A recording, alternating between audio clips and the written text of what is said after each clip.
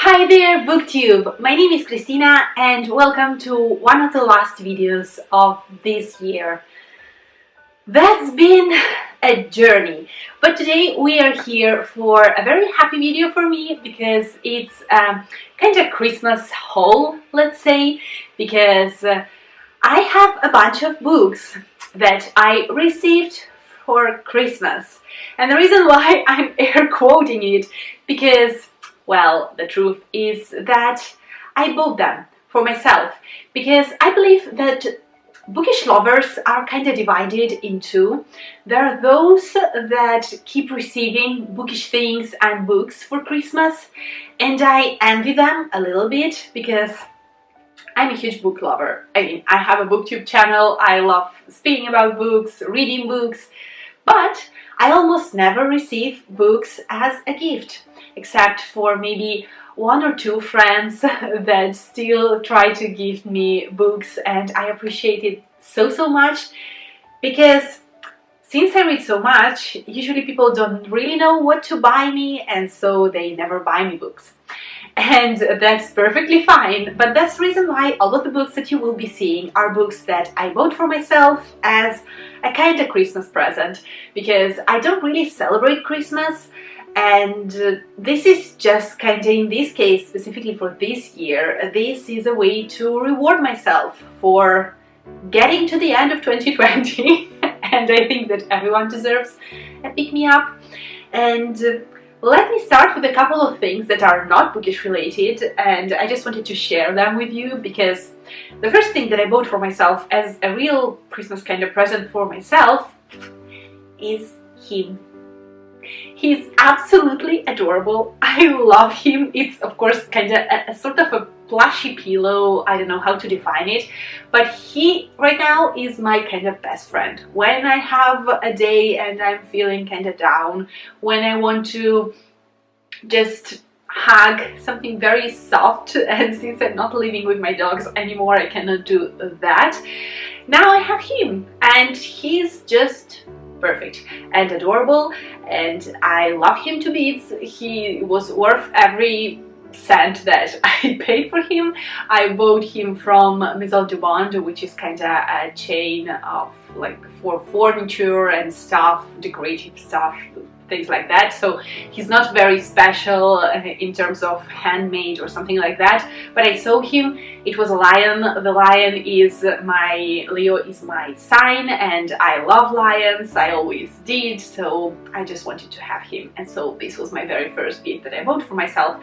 And the other one is not bookish related, but I know that some of the people who are watching this channel are also fans of her because she's amazing, and I bought for myself the vinyl edition of Folklore by Taylor Swift, because yes, I am a Swiftie. I've been for a very long time. I'm not ashamed about it. I love this girl. She's amazing, she's talented, and yes, her songs are not always masterpieces, but what she did during this quarantine period is amazing, and I'm listening to her music non-stop, both this one and Evermore, and I will for sure buy for myself a vinyl Evermore edition in May when it will be released.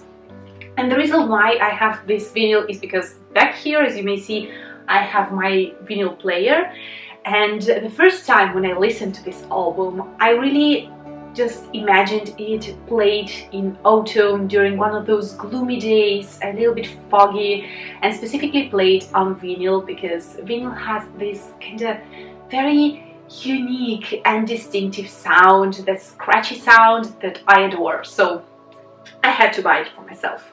So these are the only two non-bookish things that I really wanted to share with you because I know that some of you may appreciate them. And now, without further ado, let me get to the books that I got for myself for this festive season. The very first book that I have here is the one that's very well loved and very well known here on BookTube, and it's The 10,000 Doors of January by Alex Harrow. And this is, I believe, magical realism, borderline or fantasy or magical realism, or somewhere in between probably, about January, and she kind of discovers portals, doors that may lead to other places, and so it's a portal kind of fantasy, let's call it like that. And I know that this book was very well received, and people who disliked its way of being kind of written, because it was a little bit flowery, a little bit like literary fiction, and I actually enjoy that style. I mean, I love Laini Taylor, so I hope that I will love Alex Harrow too, and I hope that I will be able to get to this book sooner or later. And the same of course goes for every book that I have here, for some more than others. This is not very high on my priority list, but since it has the word January in it, maybe I will try to read it in January. This may be reason enough. The next one that I have is one that I am excited to read, but I will probably read this spring or summer, and it's a sequel. It's the third one, and it's Hollowpox, The Hunt for Morgan Crow by Jessica Townsend.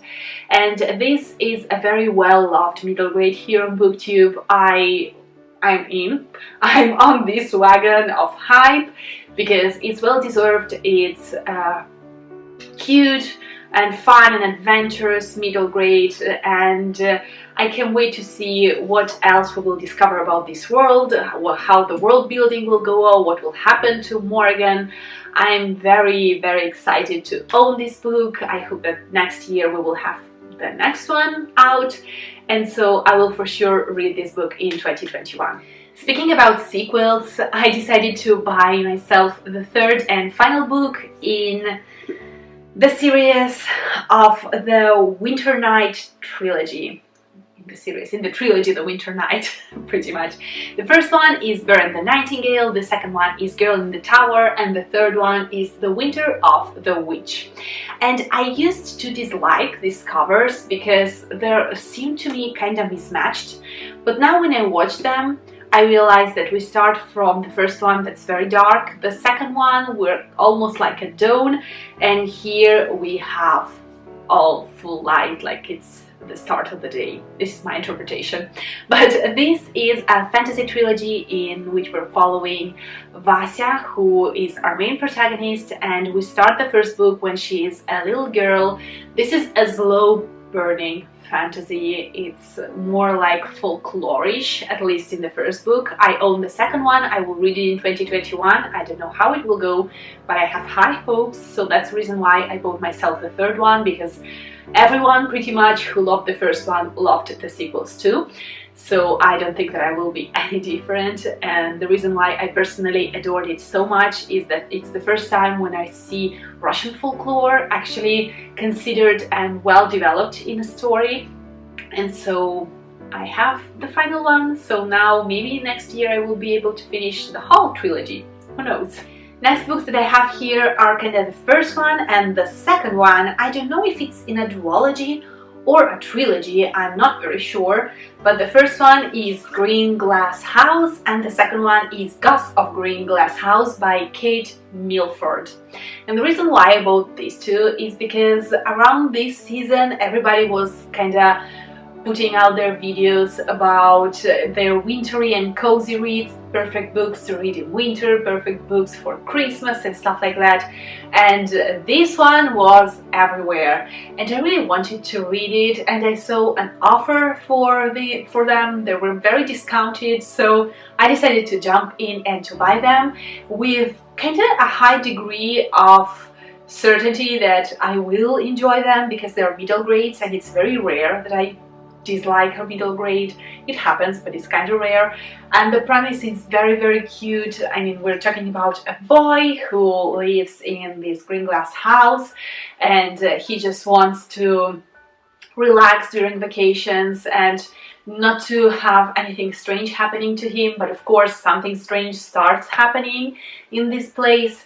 And I know that it's very, very vague, but it's because I really don't want to know more, because middle grades are just lovely like that. I love exploring them along with the main protagonist. So these are the two that I decided to get. Next book that I have here is a non-fiction, and it's one of the tiniest non-fictions that I own right now, so it's the one that I will most likely read as soon as possible, probably already next year, and it's Margaret the First by Danielle Dutton with this beautiful, beautiful cover. And I will read you from behind. I discovered about these books thanks to the suggestions of Olive from a book Olive, and she's the one I always trust for my non-fiction selection, so this is the consequence of me watching BookTube pretty much. And back here it says, Margaret Cavendish was the first woman to address the Royal Society and the first English woman to write explicitly for publication. Wildly unconventional, she was championed by her forward-thinking husband and nicknamed Mad Madge by her many detractors. Later, Virginia Woolf would write, "What a vision of loneliness and riot the thought of Margaret Cavendish brings to mind." And so I really want to know more about this woman. She seems amazing and strong, and I just want to read it. So here I have it. Next again is a book that I've seen around, and I'm so excited to own it as a hardcover because the hardcover edition is amazing and stunning, and I actually bought it from Depop, so it's a used kind of one, but it's in very pristine conditions, so I'm so happy. And it's The Binding by Bridget Collins. And if you don't know, this book is about a reality in which people are able to bind memories into books, so that if you have a very hurtful memory or something that's very horrible that happened to you, or you just want to forget something for whatever reason, you can bind your memories in a book and you won't have them inside of you anymore. And this is about someone who, I believe, starts reading one of those books and discovers that it's about himself or herself. I'm not even sure if it's a he or she. And then a whole lot starts happening there. And again, about this one, I heard similar things as about the 10,000 Doors of January, because apparently it's very lyrical, very literary-like written. So I love that kind of writing, so I hope that I will love this book. And this book is not only stunning on the outside, it's also amazingly beautiful inside. Just look at it.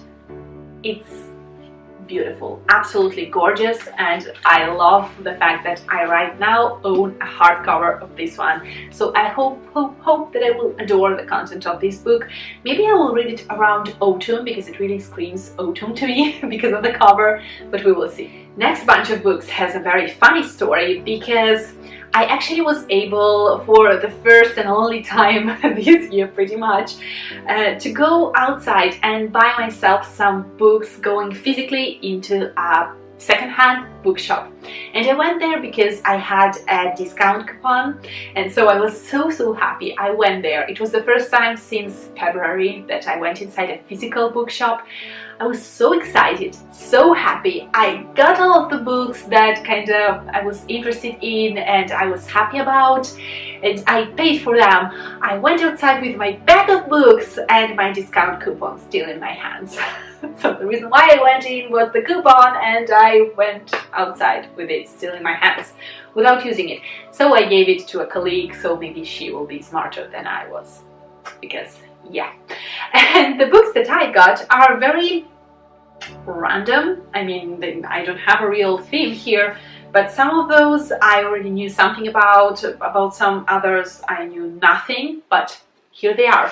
The first one is a book that I discovered thanks to a video of an Italian booktuber that I started following, and it is a book that was originally written in French by Michael Bussi, and it is Mio La caduta del sole di ferro, or The Fall of the Iron Sun, I believe. Something like that, something similar. I don't know if it's been translated in English or not, but I hope it was. And it's the first in a dystopian one. From what I get, it's a YA book. And this has a very interesting and captivating concept, because it is kind of post-apocalyptic. Something happened to Earth, and this book is set in France, as you may deduce from the Tour Eiffel here, and we're following a group of young boys or young just young people, teenagers who are living inside the Eiffel Tower, and they have to kind of hunt and harvest things in order to survive. It's very post-apocalyptic. And then there is the other kind of side of surviving people who are living inside the castle, and so we have castle people there, and they don't know much about each other, and things will start happening. I believe that one part will encounter the other, and things will go, I don't know where, but the premise sounded so amazing that I decided to give it a try. Next book caught my attention because of the name. I have to be sincere here. And the name of the author, more precisely, because the name was Nikolai Tolstoy, and I was like, wait, Tolstoy, like Leo Tolstoy, Lev Tolstoy? And then I read the title of the book, and it was Merlin and the Enchanted Realm. I saw the cover, I went on the back, and it says that it's actually by Nikolai Tolstoy, who is, I don't know if it's the nephew or the grandson of Leo Tolstoy, and this one in English was translated as The Coming of the King. It is a chunker, so we have here like 750 or something pages, and it says that it's pretty much an Arthurian cycle, so we're following King Arthur and Merlin and all of those characters. And I've never seen it around. It was secondhand. It was like €6 for this chunker, so I decided to grab it, and I will see sooner or later what it's about. I wasn't even aware that Leo Tolstoy had like nephews or grandchildren. I don't know, because in Italian it's the same word for everything, and I have not had the time to search more information, but when I will read it, I will for sure search for it. So that's a brick that I bought.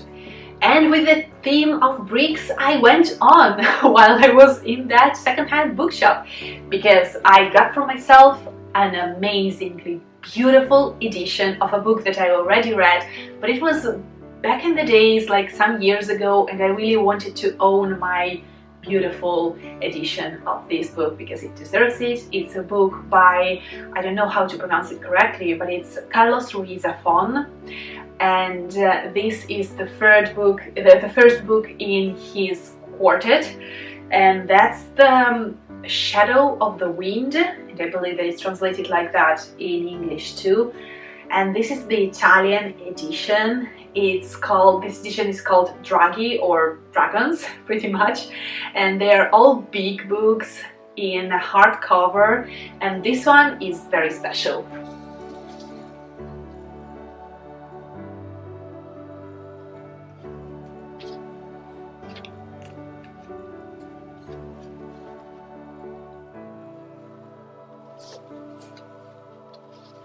So as you may see, this one has inside some photos. It is on this grayish paper with just the tiniest bit of signs and illustrations around, and this part is amazing because it's actually smooth here, then very ruvid. It's ruvid in English. Oh my god. Like the contrary of smooth here, then again smooth here, so that it seems as a torn old book. It's made to look like a torn old book, and I can't wait to reread it. I want to reread it together with my boyfriend because I believe that it will be enjoyable for both of us. And if you've never read it, please give yourself like a present and try and read it, because if you're a book lover, chances are that you will adore this book. And apparently I wanted to buy myself not only a brick, but also a brick that would make me cry, because it made cry everyone else out there, like always. And I decided to buy myself A Little Life by Hanya Yanagihara, I believe. And this is the Italian edition of it. I decided to go for the Italian one, even if this edition has more than 1,000 pages, and it's so heavy. I mean, this one that's bigger is lighter than this one, so that's very funny. And the only thing that I know about this book is that it's the story of 4 friends. We're following probably one more than others, I believe, and we're following their kind of growth, and they're going into adulthood and what happens to them. And apparently I will have to read it with tissues and more tissues, because it makes cry everyone. So it's said probably trigger warnings for pretty much everything, I believe, from what I remember, like abuse and physical abuse, mental abuse, I don't know. But I really was curious to see what's that special about this book, because everyone sooner or later reads it, so we will see. Next book that I have here again is a chunker, almost 700 pages, but it's a second-hand book, so a used book that I got for €9 this time, a hardcover, so I'm very excited. And this one really got my attention because of the strange cover.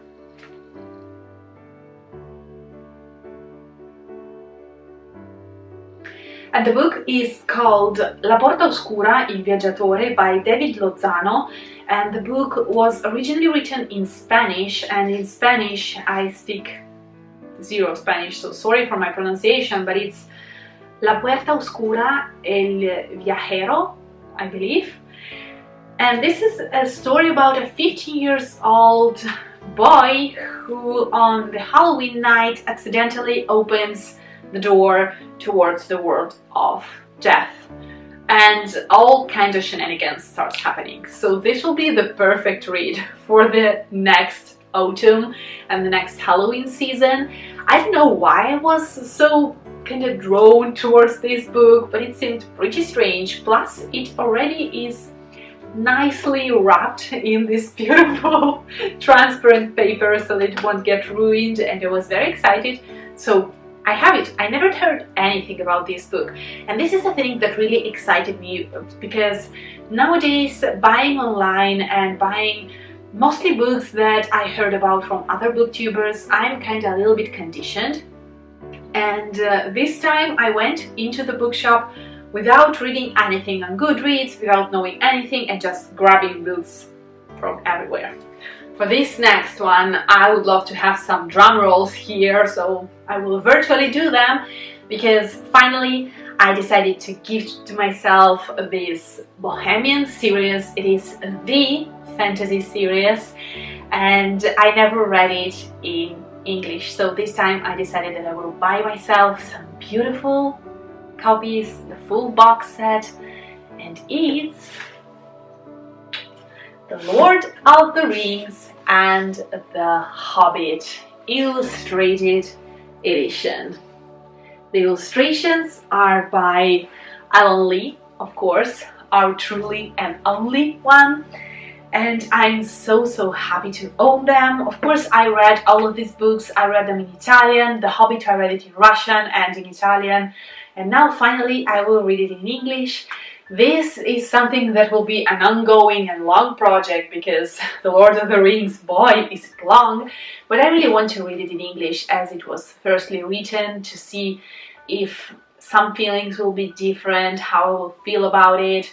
And The Lord of the Rings that I read in Italian, it wasn't like my favorite book ever, even if I adore the movies, so I would love to see what happens when I read the book in English. And this is it. This is my Bohemian haul. It's my last haul of the year. As you know, I had just 2 hauls this year pretty much, the one for my birthday and the one for Christmas, and those were the 2 moments when I decided to buy for myself books. And this is it. These are all of the books that I got for myself, and I hope that you enjoyed this video. I hope that you've seen some books that you liked and loved reading. Then let me know down below. Or if I have some books that you're interested in reading in the future, again, let me know down below, and let me know if anyone gifted you any books, or if you gifted yourself a book as a reward for making it during this year. And this is it. I will see you very soon in my next video. Bye! Ciao!